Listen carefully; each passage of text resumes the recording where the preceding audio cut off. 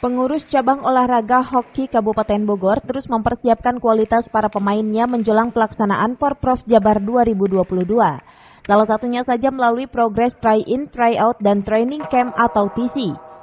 M. Saifuddin selaku Ketua Umum Federasi Hoki Indonesia Kabupaten Bogor mengatakan, jika saat ini persiapan atlet terus dimaksimalkan baik dari segi latihan fisik maupun teknik para pemainnya di Gor Laga Tangkas Cibinong. Ini adalah latihan perdana pasca libur lebaran. Para pemain ini kembali all out mengikuti latihan. Laga try-in maupun try-out sendiri memang sudah dilakukan beberapa kali. Hal ini sebagai bentuk latihan mental dan menjadi tolok ukur para atlet hoki Bumi Tegar Beriman sebelum menuju Porprov Jabar.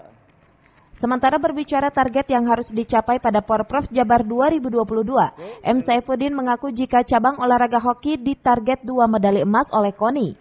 Ia optimis target tersebut bisa diwujudkan dan mendukung KONI merealisasikan perkasa pertahankan kasta juara. Dari Pakansari Kabupaten Bogor, Cevi Suryadi melaporkan.